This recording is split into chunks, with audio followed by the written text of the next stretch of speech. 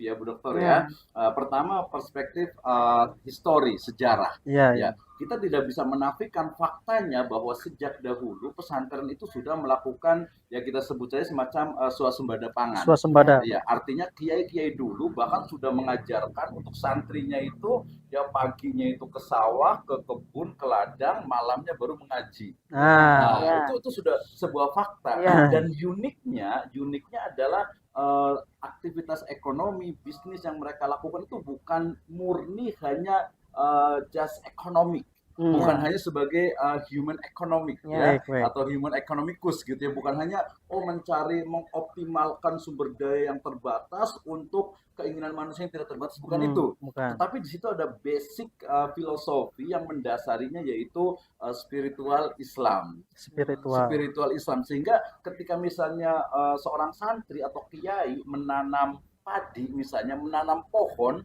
ya dalam ideologinya itu dalam keyakinan spiritual itu akan muncul bahwa ini adalah bagian dari ibadah ya, gitu bahkan banyak sekali riwayat-riwayat dari Nabi Sallallahu Alaihi Wasallam Sallallahu alaihi wasallam. ketika padi itu dimakan burung atau bahkan diambil manusia itu menjadi sedekah. Nah, ya, betul. Belum lagi kalau Sedekah. kita bicara tentang kita diperintahkan dalam satu riwayat itu bahwa kita tuh tanamlah pohon walaupun akan terjadi kiamat. Wah, Gitu. Artinya pohon di situ bukan pohon yang nggak ada manfaatnya, tapi bisa pohon yang berbunga, pohon yang berbuah, pohon yang menghasilkan mungkin oksigen, pohon yang mungkin bisa menyerap karbon dioksida. Nah, ini berarti menunjukkan apa? Oh, berarti memang pesantren dengan konsep swasembada pangan, dengan konsep kemandirian plus entrepreneur gitu ya.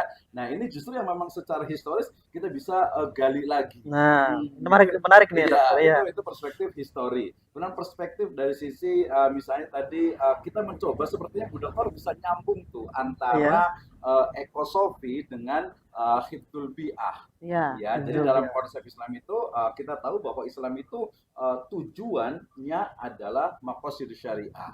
Dan maqasid syariah itu dia sangat berkembang saat ini termasuk juga ada munculnya tadi hifdzul bi'ah, menjaga, melindungi, memelihara, melestarikan, mengembangkan lingkungan. Jadi tapi juga